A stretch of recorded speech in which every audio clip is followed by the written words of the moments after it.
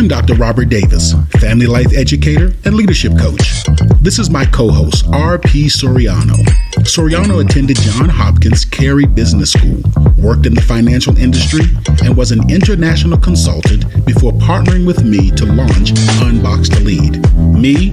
Well, I worked for over 20 years as a senior pastor and a community organizer. Then I retired and started a leaders peer support community called UnBoxed to Lead. Soriano and I have been friends since the early 90s, and with our varied experiences and expertise, we help leaders reach the next level in their leadership. So join us for the next few moments as we unbox the power and the potential of your relationships, your leadership, and your life.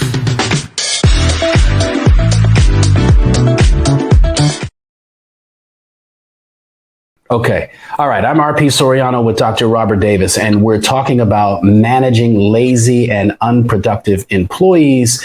And so let's dive back in. We're talking about where we are right now is we're talking about this dynamic between overfunctioning and underfunctioning, and the leader within the relationship and understanding how they are functioning in the relationship. So let's talk about one of the things that you said is,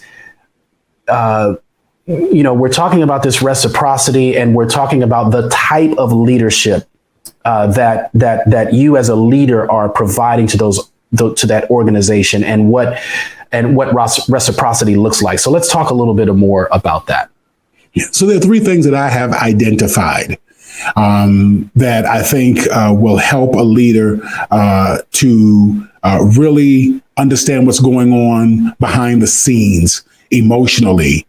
And I'm going to share those with you. The first thing that a leader should do to kind of check in and to understand what's going on behind the scenes, the first check is check for how you are over-functioning for your team. And, I talked about that relationship reciprocity. I remember as a pastor, that was my bread and butter. And I would become so frustrated because my members were not doing their part. And so the more that my members didn't do their part, the more I did more than I should have done. I overcompensated. There's the word. I overcompensated for their lack. Until one time I was in a board meeting. I had put a speaker in the mother's room. As the pastor, I had run wire and everything and hung it. And you would have thought I was a sound engineer. But because I don't have a very artistic eye, it looked quite tacky. And so in the church business, it was a board meeting, it was a business meeting. The church beautician, the one that was responsible for the church aesthetics, she said, "Pastor Davis, this looks very tacky and it just does not fit with the aesthetics of the church." And she said, this really looks bad. And I'll be honest with you, I just don't appreciate it. No one was consulted, no one was talked to about it. It was just done. And at that point, I had an epiphany, and I didn't grow all the way, but I did have an epiphany that has really helped me in this journey. And the epiphany was, Robert, you're the pastor. Why are you running wire in the first place? That's not your job. Is not to run wire. You are the pastor of the church, not the sound engineer for the church. And that stuck with me. And what I began to notice was members were underfunctioning because I was doing everything. So I did everything. So they said, "Hey, let him do it. Now, I'm not going to kill myself. If he wants to kill himself, let him go ahead. If someone wants to climb up on top of the ladder and wash all the windows, well, then take it away. Wash all the windows. I'm not going to argue with you on that one." And that's what I noticed was going on in my relationship with my church. So most great leaders do the most. That's what I discovered, which is how they got to their position in the first place. We have taught people to be cautious about micromanaging, but we fail to pay enough attention to overfunctioning. And so, like I said, often great leaders have three attributes that they bring to the table. They're workaholics, they're overfunctioners, and they're micromanagers. And unfortunately, we kind of confuse and conflate the three together. My wife and I were having a conversation several months back, and I jokingly said, if you want something done right, you've got to do it yourself, referring to her. that was kind of the attitude that she was taking about something that I think it was something about I hadn't done it the way that she wanted it done. And surprisingly, she had never heard that term. And I thought, you are the poster child for that term. I mean, that is how you live. If you want something done right, do it yourself. And I think a lot of us, especially in leadership, take that approach, that if we haven't, and sometimes that's on us, we haven't communicated it the way that we weren't as clear communicating our intentions as we may have thought, or like you said, someone is under functioning, and because of we're over functioning, and we just continue down that path. So let's, you've talked about over functioning and micromanaging. What's the difference here? Okay, so the difference between micromanaging and overfunctioning is micromanaging is instructing team members and following up with more instructions on every small detail of the assignment that they're responsible for. So it's kind of like, this new term, the helicopter parent. So, hey, this is what you need to do. This is what you need to do. This is what you need to do. Did you do this? Don't forget to do this. Are you sure you're going to do this? That's the micromanager getting in and just, treating the team members like they don't have good sense and that they need somebody to handhold them all the way through. So the team member is still doing the work. This is the very important part about micromanaging versus overfunctioning. The team member is doing the work.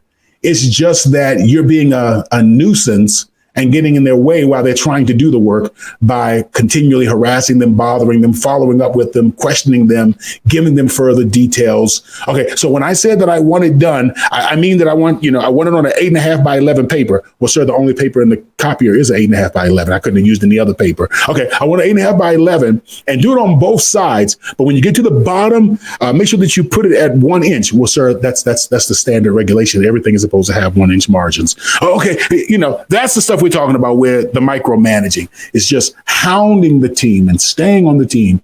And that becomes very annoying. Very annoying. Overfunctioning, and I'm going to give you the definition. Overfunctioning is doing for others what they could and should do for themselves.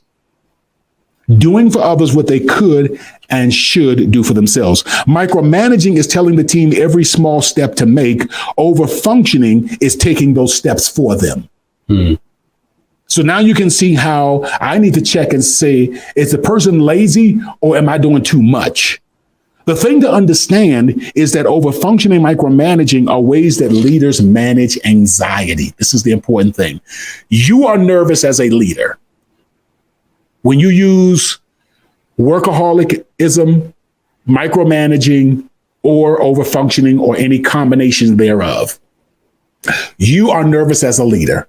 It's either an internal nervous, or it's an internal anxiety, an internal nervousness. Either it's I don't want to lose my job, or I have to, keep up this facade of the on top of the world guy. Whatever it is you're dealing with, it's something going on there, and you are trying to manage your anxiety with one of these techniques. That's what it really boils down to. So micromanaging, workaholicism, and I don't know if there's a word workaholicism. That's what I call it. Workaholicism. Overfunctioning, it's a way to manage anxiety, and especially overfunctioning is a way to manage the anxiety in the relationship. This relationship has to work. I need this done. So they're not, I'm going to do it. And sometimes we anticipate that they're not, so we do it for them before they even get a chance to do it.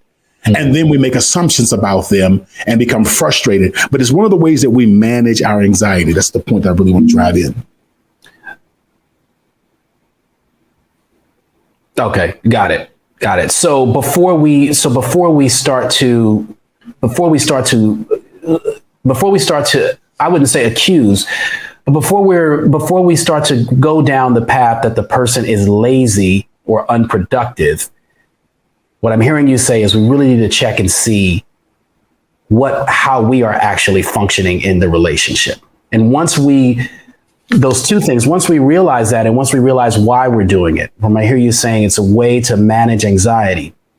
And I think the biggest challenge is when we've developed these techniques for managing our anxiety, we always just run back to those techniques. It's a very difficult habit to break or something to change. It becomes a lot easier to just go with what we've been doing because that's what we're comfortable with. So I can see that the challenge here, as I'm thinking about it, if I'm coming to you if I'm coming to you as my coach and I'm saying, or I'm coming to the community and I'm saying, hey, I just got a bunch of lazy staff members, and you're telling me to take this approach, is it easier for me to just continue doing what I'm doing and just find a way to make these people uncomfortable, or just keep doing what I'm doing and just? Yeah, I mean, it's very difficult to break relationship patterns. And you see this with couples, you see this with families, et cetera. The biggest challenge is to break relationship patterns. The second biggest challenge is that when there is a decrease in anxiety about the relationship patterns, to stop trying to progress towards, more significant change or deeper change. So you have those two things that you're wrestling with. So yeah, it's very difficult to break relationship patterns. But the first step, and we've said this 8,291,000 times, which is once knowing is half the battle. Knowing is half the battle. And so becoming aware, you know what? I am experiencing anxiety, and this is how I am over functioning, or this is the way that I am managing my anxiety in a relationship. I'm managing it through over functioning. My assumption is that the person is not going to do it, so I do it for them. They should do it. They could do it, but instead I do it for them because I want it done a particular way. If you want it done right, do it yourself. That is the tagline of an overfunctioner. Okay. So the second point I think is in line with that, about checking on and looking at what our behaviors, how we're encouraging our team members to either overfunction or underfunction. Yeah, and that is the second. The second thing is to check where you are encouraging or allowing team members to overfunction for the underfunctioning team member or team members. And we really do this through relationship triangles. What that means is this right here. You and I work together, Raphael. And let's just say, for instance, whoever is responsible for designing a campaign for us. I get nervous and I say, Raphael, have you heard anything from Joe Blow about the campaign? No, I haven't heard anything. Well, man, I'm getting a little nervous because, that thing is supposed to go out tomorrow. Now I've just transferred my anxiety to you. What do? You start to either micromanage them, or you start to overfunction. You go in, you set up the campaign on Facebook, or you go to the Google and you start putting in all the SEO information and all of that stuff. I've just now transferred it. So a leader needs to say, okay, hold on. I'm not overfunctioning, because in that case, I wouldn't be overfunctioning. But what I'm doing is I am provoking you, encouraging you to overfunction. And a leader needs to think about that as well. What am I doing? So sometimes, leaders can do very subtle things like, man, we really got to get that report in, especially in the nonprofit world. Man, we have got to get that information for the grant in by the end of this month. And then that means we only got 4 more working days left. And I'm really concerned because I haven't heard anything from Mike as of yet on, his part. I haven't heard anything from Jennifer on her part. You see what's going on? And now I get the other members to say, okay, I know what that means. That means that I need to start compiling Mike's information for him. I need to start doing for Mike what he could or should do for himself. I need to start doing for Jennifer what she could or should do for herself. So how are we as leaders encouraging overfunctioning in our other team members to compensate for the underfunctioning? Yeah, and I think that this just opens up so many challenges. Like you've said, if this has become a relationship pattern, it can be very difficult to find a way to not only change the behavior that you're doing, but to trust that the other person is going to start functioning once the overfunctioning has stopped. Yeah. Because they've built this habit of maybe just waiting, thinking, well, someone else is going to come along and do the work anyway. Why should I even bother? Yeah, exactly. And that's exactly what happens. If he wants to do it, let him do it. I'm not going to sit up here. I told him that I would have it done by 12 o'clock. I came in, it was already done. And they're resentful of it initially. And then it just becomes part of the relationship ebb and flow, the relationship dynamic. So first is, well, you know what? I told him I'd have it done by 12 o'clock. I come in at 11 o'clock and it's already done or halfway done. Apparently they don't trust me. Hey, that happens a few times. And then pretty soon, even if the frustration dissipates, the relationship pattern continues, especially in the workplace. Okay. So I don't want to blow this up here, but we started off with the premise before we can properly assess that the person is actually lazy. Can we have a definition for lazy that does not involve under functioning? That is just the natural state of the person. So I guess the question I'm getting to is that what happens if we check in and we see the kind of leadership that we're providing? We realize we're not over functioning. We realize that we're not triangling and all of these kinds of things. This person is just flat out lazy. You ready for the definition? Yeah. Laziness. A person who will not do what they are able and supposed to do and responsible for doing. They will not accomplish what they are able and responsible for accomplishing. So no one is overfunctioning. No one is micromanaging. They just are not willing to accomplish or to fulfill, whatever word you want to throw in there, what they are responsible for accomplishing or fulfilling. And then you say, okay, this person here is just not going to do it. No one is overfunctioning. No one is micromanaging. They have the skill set to do it, and they're just not doing it. So for instance, you hand me a scalpel, and you say, this person here needs a heart transplant. You come back an hour later and I'm just sitting there shaking and sweating with that scalpel in my hand. You say, man, Robert Davis is just the laziest man I've ever met in my life. Well, I'm really not lazy. No one has ever. I've been called a lot of things. God knows I've been called a lot of things in my life. Never been called lazy. And I appreciate that. Never been called lazy. But I'm not doing it because I genuinely don't have the skill set. And I genuinely cannot look at blood gushing from a human. I just don't have that.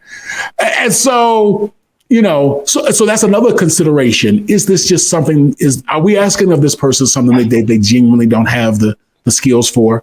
And if that's the case, then we may still have to let them go. But we can also think about options if there is a possibility of reassigning them to a place that is more in lines with their skill set and their gifts or something of that nature. If we really want to create a positive workplace, sometimes that doesn't exist. Yeah. If you're an accounting firm, you kind of have accountants, and if a person is just as an accountant, it is what it is. If you're an emergency room, you kind of need nurses and doctors. And so even though Robert's not lazy, you probably just don't need him, Hand him a broom and a mop. Yeah. Well, even that, you can't let him into the operating room or the emergency room while stuff is going on. Yeah. You still, see him out the door, hand him a broom and a mop. And go find something to do, man. But this is not your field. This is not your lane.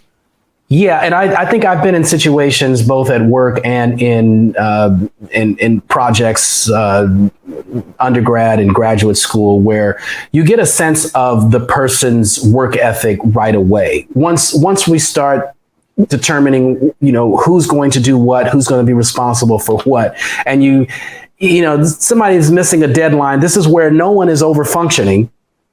Everyone has their piece to do, and then there's that one person who, you just quickly put it together. This person isn't going to do the work.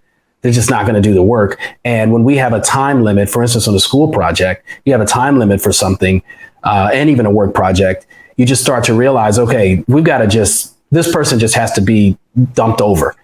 I've dumped many people overboard, Robert, and told them, I've benched them. I've benched a lot of people. I've just said, man, we put you out on the court. you threw the ball out of bounds 6 times. You keep passing to the wrong person on the team. We've had 2 minutes of that. We can't do that. We're down by 30. You got to get off. You got to get off. You got to get off against the clock, but I got to tell you a true story, man. When I was pastoring many, many years ago, many thousands upon thousands of miles from Denver, we had this guy. He says, "Hey, listen, I'll work if you'll give me." He was a crack addict, but hey, man, I'll work for money. I'm not asking for a handout. I said, "Hey, man, you're showed up at the right time because, man, this parking lot is atrocious. Here's a broom. Need you just to sweep all this stuff up." Now, my 5-year-old grandchild could manage that. Need you just to sweep this place up. So I leave, man, and I come back about 30 minutes later, and he's on the side of the church where the shade is, sleeping. Now, that's just lazy. That's lazy. He could. He should. And I said, "Listen, my brother, tell you what we're going to do.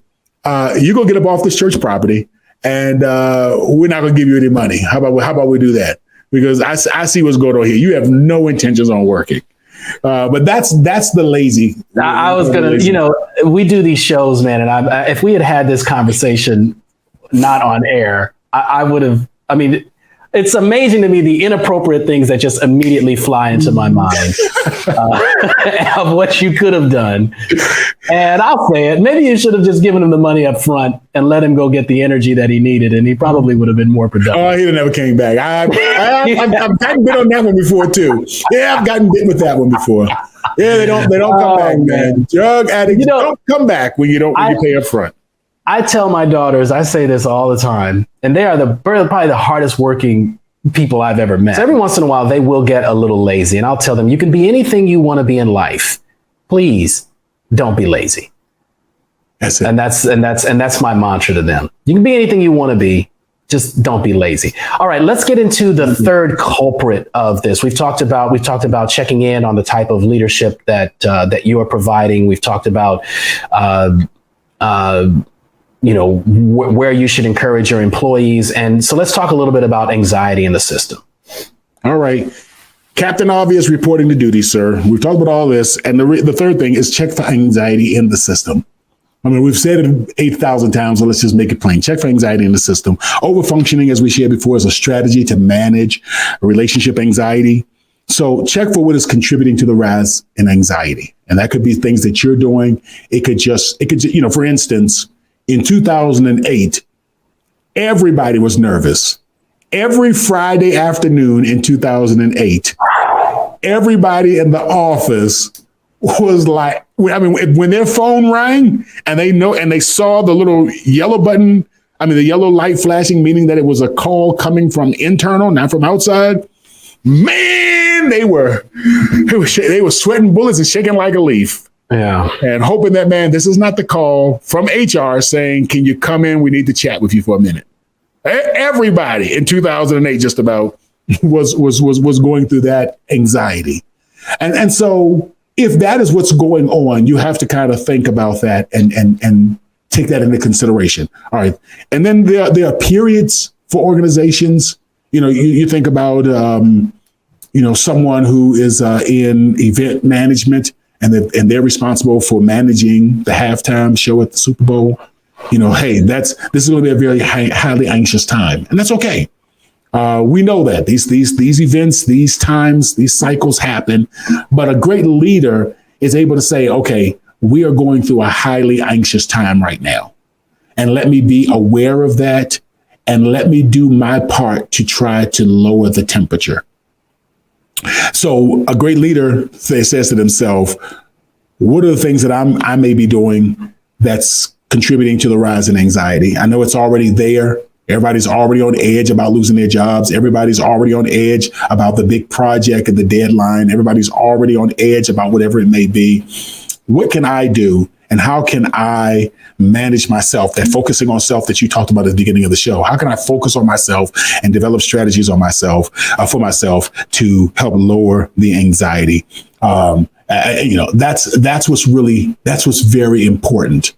And then again, that helps with the other two things to see whether or not I'm overfunctioning or am I encouraging overfunctioning in the other team members, and a leader who is thoughtful and conscientious about addressing the nervousness, the fear, the anxiety, or whatever other synonym you want to use to describe it in the workplace relationship system, and is willing to take a mature, courageous stand with themselves to say, this is how I'm going to attempt to improve myself and the environment, will have a profound impact on the workplace culture. Yeah, I want to leave it there, but I want to give you one last word, because I want to talk about a little bit, just briefly, about the nuance between anxiety and pressure. And you hinted at that, or you didn't hint at it. You spoke about that. There are times when there are high stress moments, and a lot of times that brings out the best in people. When they're able to, we've talked about this, iron sharpening iron, or very difficult circumstances that cause us to find things within us that we didn't know were there, to push through and to be successful. And that's really what makes us in a lot of ways. But what I hear you saying is that is different from a leader. When you cross the line and where it becomes, people are full of anxiety, and you're bringing anxiety into that situation. Is that what I hear you saying? Is that? Yeah, and we use anxiety as kind of like a catch-all, a catchphrase for everything, or a catch-all phrase. Because when we talk about anxiety, we're talking about fear, we're talking about worry, we're talking about stress, depression. All of that is caught up in the word anxiety. Just kind of like the catch-all. So another way of saying it is, hyper emotionality. Okay. Within the workplace, the sky is falling. The sky is falling. Yes. Coming to an end, and that's Chicken Little, isn't it?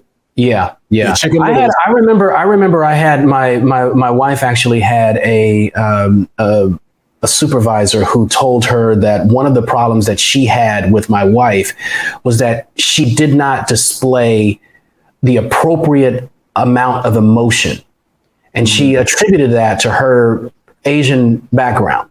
And she's like, I don't understand, because you don't seem to react in a way that where you seem to be grasping how serious the situation is. Now, the work was not the problem.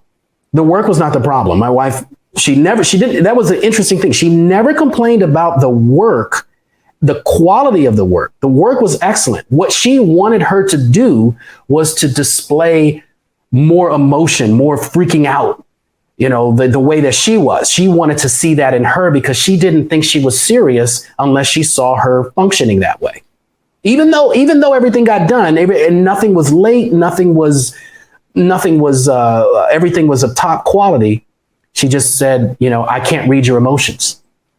Well, encourage your wife to reach out to her. I don't know how many years ago this was. It's been many years. Tell her if she can find her, reach out to her, and just simply share one thing with her. www.unboxed2lead.com. Unboxed2lead.com. Just send the link. Just send the link. And she can take it from there. It's like handing somebody a piece of gum. They'll figure it out. they'll figure it out, or a fake of deodorant. Hopefully, stick of deodorant. That's right. All right. Well, at that point, before we descend into madness, let's go ahead and wrap this up. That brings us to the end of our broadcast today. Thank you once again, Dr. Davis, for sharing these insights. I think they've been very helpful, especially in understanding our role in the relationships that we have in the workplace, and even within our families as well. The Unboxed broadcast is produced by Bobby Davis Jr., graphics and video and design provided by Damon Mace, and marketing and promotion by John Sedano. Remember to visit our website at www.unboxedtolead.com. For Dr. Robert Davis, I'm RP Soriano. We look forward to seeing you at the next broadcast of Unboxed as we help you unbox the power and potential of your leadership. Be well. UnBoxed provides a full-service leaders peer support community that helps high-level leaders become more authentic leaders who build healthy workplace cultures and reach their personal life goals. To learn more and discover how we can take your leadership and your life to the next level, please visit our website at unboxedtolead.com. That's unboxed, the number 2, lead.com. Again, that's unboxed, the number 2, to lead.com.